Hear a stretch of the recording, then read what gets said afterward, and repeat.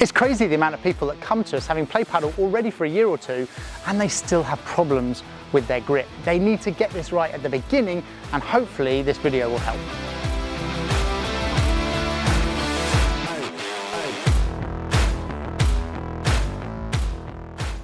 Hi guys, Sandy here. In this video today, we're going to talk about the changing grip from your forehand to your backhand side, what grip you should be in, and also some common errors with this, and also what you should be doing if you want to correct your grip for paddle.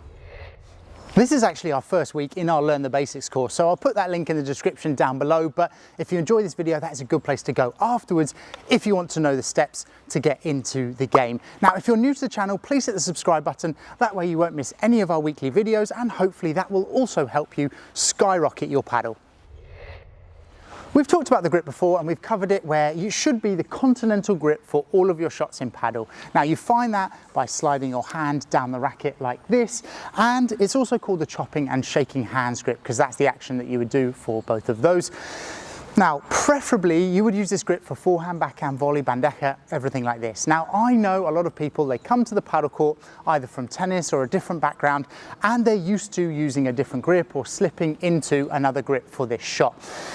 It is okay if you are learning at the beginning to have a slight variation, and when I'm talking slight variation, I'm talking about, from your continental grip here, just moving the hand around ever so slightly to a slightly forehand grip and ever so slightly to the backhand grip.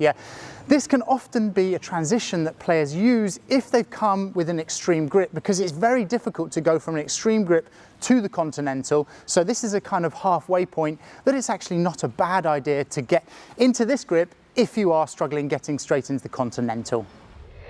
So if you are one of those players that wants to have the grip ever so slightly round from continental, there's a few considerations. First of all, you would only do it at the back of the court. You don't do it from the net. You don't want to be twisting the racket in your hand when you've got less reaction time, and also it's a kind of blocking motion from there. So you want to make sure you use continental for volleys, but at the back of the court, you can do this variation. But importantly, you have to put your left hand on the racket. If you're just trying to find that right grip without using your left hand, it can be very difficult to be accurate with that. Whereas the idea of the left hand is it holds the throat of the racket here, and you can make these minor adjustments relatively easily, because between shots, so once you've hit one shot, you put the left hand back on the racket, and actually your right hand is not gripping hard at that point. It's only holding the grip gently, and that way you can make any kind of movements that you need. So I just want to quickly talk about how hard you should be squeezing the racket. Like I just said, in the ready position, you have your right hand on gently. Then what happens is when you come back into your take back position, you end up squeezing on the way to contact, and then you have a firm squeeze when you're actually contacting the ball. That way the racket head is not wobbling and you can kind of keep control on the ball. But the rest of the time between shots, it's nice and relaxed on the grip. So the biggest common error when it comes to the grip, particularly at the back of the court, is major changes on the grip, without using that left hand. Tennis players, they come with a kind of Western grip, and then they try and switch on the backhand side. And that switching, especially if you're not using the left hand, and especially as extreme as that, is more than likely going to end up making a mistake. People also make that mistake at the volley, but today we're just focusing about, the back of the court. So really important, use that left hand. And now we're going to talk about how you can actually kind of correct or improve your grip towards the continental. So the best way to actually improve your continental grip is by practicing in a really kind of controlled environment. If you're trying to correct it in a match, it's really difficult because you're obviously focused on the points, the score, what's happening in the game, tactics, everything like that. But the best way to do this is to find a wall, and it doesn't have to be on a paddle court. You can do this at home. Make sure you're in that continental grip. Turn yourself side on to the court. This is the kind of basic, first progression, and just practice hitting that ball against that back glass, holding the continental and using your wrist like this.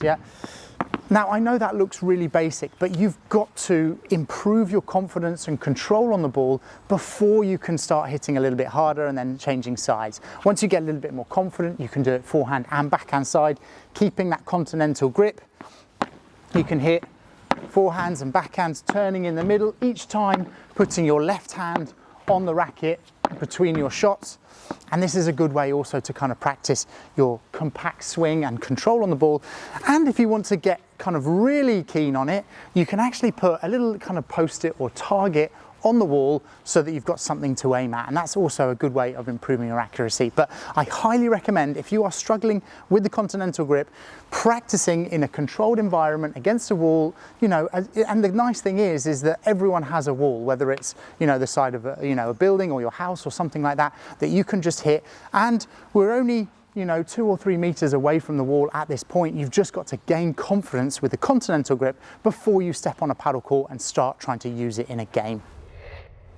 One of the things I love about Padel is that it's very easy for people to play, and they can get straight into a game with a few friends, and you don't need a lot of advice at the beginning. You know, you're already playing a sport and having fun.